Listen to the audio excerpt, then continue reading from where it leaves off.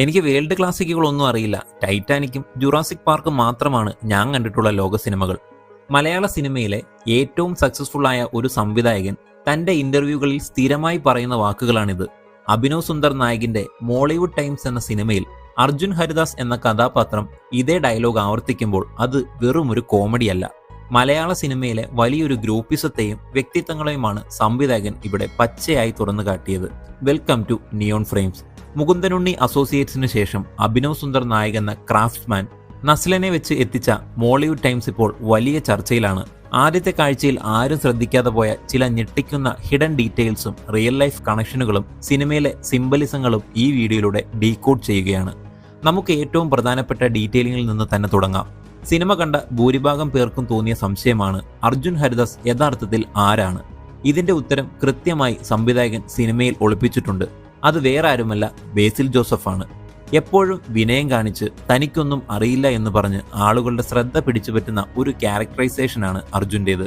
ഭാവിയിൽ തനിക്കെതിരെ ഒരു ആരോപണം ഉണ്ടായാൽ പോലും വലിയൊരു കൂട്ടം ആളുകൾ തൻ്റെ കൂടെ കാണും എന്ന സൈക്കോളജിയിലാണ് അയാൾ കളിക്കുന്നത്. സിനിമയിൽ അർജുൻ തന്റെ ഫാമിലി ബാക്ക്ഗ്രൗണ്ടിനെ കുറിച്ച് പറയുന്നതും റിയൽ ലൈഫിൽ ബേസിൽ ജോസഫിന്റെ ഓർത്തഡോക്സ് ഫാമിലി പശ്ചാത്തലവും ഒന്നാണ്. ഇനി ഇതിലും വലിയൊരു ഡീറ്റെയിലിംഗ് ഉണ്ട്. വിനീത് ശ്രീനിവാസന്റെ പ്രിയ ശിഷ്യനാണ് ബേസിൽ. വിനീതിന്റെ സിനിമകളിൽ കാണുന്ന അതേ ഫ്രെയിമുകളും പാട്ടുകളുടെ പാറ്റേണും ബേസിൽ തന്റെ ആദ്യകാല സിനിമകളിൽ ഉപയോഗിച്ചിട്ടുണ്ടെന്നുള്ളത് ഒരു വസ്തുതയാണ്. സിനിമയിൽ വിനീതിന്റെ ശൈലി അർജുൻ അതേപോലെ അടിച്ചു മാറ്റുന്നു എന്ന് കാണിക്കുന്നത് ഇതിന്റെ കൃത്യമായ റെഫറൻസ് ആണ്. കൂടാതെ ബേസിൽ മലയാളത്തിലെ ആദ്യത്തെ സൂപ്പർ ഹീറോ സിനിമ ചെയ്തപ്പോൾ സിനിമയിലെ അർജുൻ പറയുന്നത് താൻ മലയാളത്തിലെ ആദ്യത്തെ മോൺസ്റ്റർ സിനിമയുടെ സംവിധായകനാണെന്നാണ്. ഇനി ഇതിലും വലിയൊരു ഞെട്ടിക്കുന്ന ഹിഡൻ കണക്ഷനുണ്ട്. അർജുൻ ഹരിദാസ് വിനീതിന്റെ സ്റ്റൈലും കഥകളും അടിച്ചു മാറ്റുന്നു എന്ന് സിനിമയിൽ കാണിക്കുന്നുണ്ട്. ഇത് റിയൽ ലൈഫിലേക്ക് കണക്ട് ചെയ്താൽ ഒരു കൗതുകമുണ്ട്. ബേസിൽ ജോസഫിന്റെ കരിയറിലെ ആദ്യത്തെ ഫീച്ചർ ഫിലിം ഏതാണ്? നമുക്കെല്ലാം അറിയാം, കുഞ്ഞിരാമായണം. എന്നാൽ അഭിനവ് സുന്ദർ നായക് സിനിമയിലേക്ക് വരുന്നതിന് മുമ്പ് ചെയ്ത ആദ്യത്തെ ഫേമസ് ഷോർട്ട് ഫിലിമിന്റെ പേര് കുപ്പി എന്നാണ്. ഈ രണ്ട് സൃഷ്ടികളും കണ്ടവർക്ക് മനസ്സിലാവും കുഞ്ഞിരാമായണത്തിലെ ഒരു ഗ്രാമീണ പശ്ചാത്തലവും സൽസ മദ്യക്കുപ്പിയെ ചുറ്റിപ്പറ്റിയുള്ള ഒരു കഥാതന്തുവും അഭിനവിന്റെ കുപ്പി എന്ന ഷോർട്ട് ഫിലിമുമായി എത്രമാത്രം സാമ്യമുള്ളതാണെന്ന്. ഇവിടെയും തീരുന്നില്ല ബേസിൽ ജോസഫ് റെഫറൻസ്. സിനിമയിൽ അർജുൻ ഹരിദാസ് 2011 ചെയ്ത ആദ്യ സിനിമയുടെ പേര് ആഫ്റ്റർ പാർട്ടി എന്നാണ്. കഥയിൽ പിന്നീട് ആഫ്റ്റർ പാർട്ടി 2 അനൗൺസ് ചെയ്തിട്ടും സംഗീതിന്റെ കഥാപാത്രം അത് റിലീസ് ചെയ്യാൻ സമ്മതിക്കാത്തതായി കാണിക്കുന്നുണ്ട്. അതിന്റെ കാരണം സ്ക്രിപ്റ്റ് ഇല്ലാത്തതുകൊണ്ടാണ്. ഇത് റിയൽ ലൈഫിലേക്ക് നോക്കിയാൽ ആർക്കാണ് കൊള്ളുക? മിന്നൽ മുരളി എന്ന ഇൻഡസ്ട്രി ഹിറ്റിന് ശേഷം മിന്നൽ മുരളി 2 വരും എന്ന് ബേസിൽ ജോസഫും നെറ്റ്ഫ്ലിക്സും ഒക്കെ പലതവണ പറഞ്ഞിട്ടും കൃത്യമായ ഒരു സ്ക്രിപ്റ്റ് റെഡിയാക്കാത്തതുകൊണ്ട് ആ പ്രോജക്റ്റ് നീണ്ടുപോകുന്ന അതേ അവസ്ഥയാണ് അഭിനവ് ഇവിടെയും ട്രോളുന്നത്. ഈ സിനിമയിൽ ബേസിൽ ജോസഫും വിനീത് ശ്രീനിവാസനുമൊക്കെ കാമിയോ റോളുകളിൽ വരുന്നുണ്ട്. എന്നാൽ ഏറ്റവും കോമഡി എന്താണെന്ന് വെച്ചാൽ ഈ സിനിമയുടെ മുഴുവൻ സ്റ്റോറിയും ഇവർക്ക് രണ്ടുപേർക്കും അറിയില്ലായിരുന്നു. തങ്ങൾ അഭിനയിക്കുന്ന ആ ഒരു ഭാഗത്തിന്റെ സ്ക്രിപ്റ്റ് മാത്രമാണ് അഭിനവ് ഇവർക്ക് നൽകിയിരുന്നത്. അതുകൊണ്ട് തന്നെ സിനിമ തിയേറ്ററിൽ വന്നപ്പോൾ മാത്രമാണ് തങ്ങളെ തന്നെ പരോക്ഷമായി വെച്ച് കീറി മുറിക്കുന്ന ഒരു ബ്ലാക്ക് കോമഡിയാണ് തങ്ങൾ അഭിനയിച്ചു വെച്ചിരിക്കുന്നതെന്ന് പാവം ബേസിലിനും വിനീതിനും പോലും മനസ്സിലായത്. ഇവിടെയാണ് അഭിനവ് എന്ന ഡയറക്ടറുടെ യഥാർത്ഥ മാസ്റ്റർ മൈൻഡ് നമ്മൾ കാണുന്നത്. ഇനി സിനിമയിലെ നായകനായ വിനീത് മാധവനിലേക്ക് വരാം. നസ്ലിൻ അവതരിപ്പിച്ച ഈ കഥാപാത്രം 100% അഭിനവ് സുന്ദർ നായക് തന്നെയാണ്. അയാളുടെ ആ കണ്ണട, സംസാര ശൈലി, സിനിമയോടുള്ള ആ ഒരു ടോക്സിക് പാഷൻ എല്ലാം അഭിനവിന്റെ റിയൽ ലൈഫ് ക്യാരക്ടറാണ്. അഭിനവ് ജനിച്ചത് 1990 ഡിസംബറിലാണ്. ചെറുപ്പകാലത്ത് നാട്ടിലെ തിയേറ്ററിൽ ദ മമ്മി എന്ന ഹോളിവുഡ് സിനിമ DTS എഫക്റ്റിൽ കണ്ടപ്പോഴാണ് വിനീതിന് സിനിമയോട് ഭ്രാന്ത് കൂടുന്നത്. ഇത് അഭിനവ് തന്റെ ഇന്റർവ്യൂകളിൽ പലതവണ പറഞ്ഞിട്ടുള്ള സ്വന്തം കഥയാണ്. സിനിമയിൽ വിനീത് മാധവൻ തന്റെ തിരക്കഥയുമായി പല നടന്മാരുടെയും പുറകെ നടക്കുന്നുണ്ട്.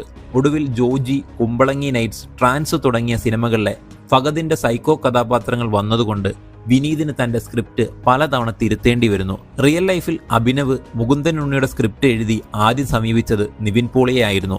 എന്നാൽ നിവിൻ അത് റിജക്റ്റ് ചെയ്തു. പിന്നീട് ഇൻഡസ്ട്രിയിൽ വന്ന മാറ്റങ്ങൾ കാരണം അഭിനവിന് ഒരുപാട് തവണ സ്ക്രിപ്റ്റ് മാറ്റേണ്ടിയും വന്നു. ഇവിടെയാണ് നമ്മൾ മറ്റൊരു ഞെട്ടിക്കുന്ന കണക്ഷൻ ശ്രദ്ധിക്കേണ്ടത്. ഈ സിനിമയിൽ ഗോപിക രമേശ് അവതരിപ്പിക്കുന്ന ഹീറോയിൻ കഥാപാത്രം തുടക്കത്തിൽ നല്ലതുപോലെ മെലിഞ്ഞിട്ടാണ്. എന്നാൽ പിന്നീട് കഥ മുന്നോട്ട് പോകുമ്പോൾ ഈ കഥാപാത്രം തടിക്കുന്നതായി കാണാം. കൃത്യമായി നിരീക്ഷിച്ചാൽ ഇതൊരു പക്ഷേ തന്റെ ആദ്യ സിനിമ റിജക്റ്റ് ചെയ്ത നിവിൻ പോളിക്കിട്ട് സംവിധായകൻ കൊടുത്ത ഒരു പരോക്ഷമായ താങ്ങാവാനാണ് സാധ്യത. കാരണം ആ ഒരു കാലഘട്ടത്തിൽ നിവിൻ പോളിയുടെ ബോഡി ഫിസിക് മാറിയതിനെക്കുറിച്ചും അതിന്റെ പേരിലുണ്ടായ ട്രോളുകളുമെല്ലാം നമുക്കറിയാവുന്നതാണ്. വിനീത് തന്റെ സിനിമയ്ക്ക് വേണ്ടി നായികയ്ക്ക് കൊടുക്കുന്ന ക്യാരക്ടർ പശ്ചാത്തലവും കോസ്റ്റ്യൂമും ഒക്കെ ഈ നോവലിൽ നിന്നുള്ളതാണെന്ന് കാണിക്കുമ്പോഴും ഇത്തരം ചില റിയൽ ലൈഫ് കണക്ഷനുകൾ അഭിനവ് വിഷ്വൽസിലൂടെ ഒളിപ്പിച്ചു വെച്ചിട്ടുണ്ട്.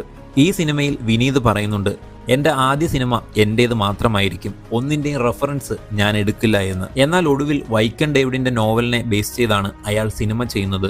ഇത് അഭിനവ് തന്നെ ട്രോളിയതാണ്. കാരണം മുകുന്ദനുണ്ണി അസോസിയേറ്റ്സ് എന്ന സിനിമ 2014 നൈറ്റ് ക്രോളർ എന്ന ഹോളിവുഡ് സിനിമയിൽ നിന്ന് ഇൻസ്പിറേഷൻ ഉൾക്കൊണ്ട് ചെയ്തതാണെന്ന് അഭിനവ് തന്നെ സമ്മതിച്ചിട്ടുണ്ട്.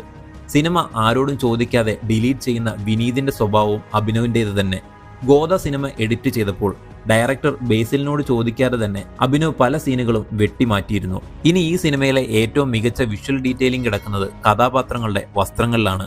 അർജുൻ ഹരിദാസ് വിനീതിനെ കോപ്പിയടിക്കുന്നുണ്ട് എന്ന് കാണിക്കാൻ പല സീനുകളിലും വിനീതിന്റെ അതേ കോസ്റ്റ്യൂം തന്നെയാണ് അർജുനും ധരിക്കുന്നത്. ഒരു സീനിൽ അർജുൻ വിനീതിന്റെ ഷർട്ട് പുറത്തേക്ക് വലിച്ചിട്ടുകൊണ്ട് പറയുന്ന ഡയലോഗ് ഇരുവരും തമ്മിലുള്ള മത്സരത്തെ വ്യക്തമാക്കുന്നു. അതുപോലെ ജഗദീഷ് അവതരിപ്പിച്ച വൈക്കം ഡേവിഡ് എന്ന നെഗറ്റീവ് ക്യാരക്ടറിന്റെ വീട്ടിൽ അയാളുടെ ഒരു വലിയ ഫോട്ടോ വെച്ചിട്ടുണ്ട്. ഇതേ രീതിയിൽ കള്ളത്തരം കാണിച്ച് ജീവിക്കുന്ന അർജുൻ ഹരിദാസും തന്റെ ഓഫീസിൽ സ്വന്തം വലിയൊരു ഫോട്ടോ വെക്കുന്നുണ്ട്.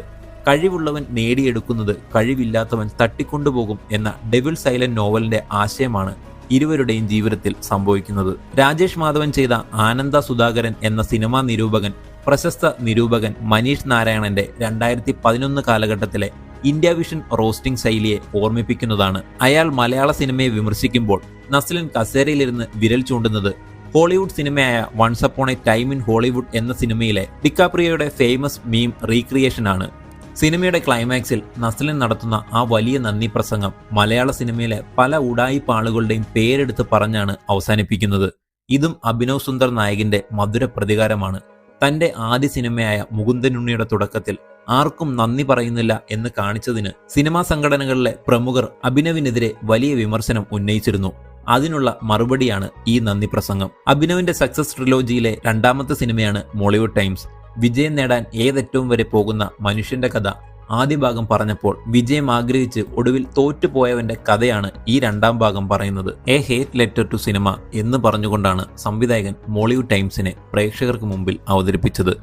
മോളിവുഡ് ടൈംസ് ഒരു പേഴ്സണൽ ഫിലിമാണെന്നും ജീവിതത്തിലെ ചില അനുഭവങ്ങൾ ചിത്രത്തിൽ ഉൾപ്പെടുത്തിയിട്ടുണ്ടെന്നും സംവിധായകൻ പറഞ്ഞിരുന്നു. സിനിമയ്ക്ക് മൊത്തത്തിൽ സമ്മിശ്ര പ്രതികരണമായിരുന്നെങ്കിലും എല്ലാവരും ഒരുപോലെ പ്രശംസിക്കുന്നത് നായകനായ നസ്ലിന്റെ പ്രകടനത്തെയാണ്.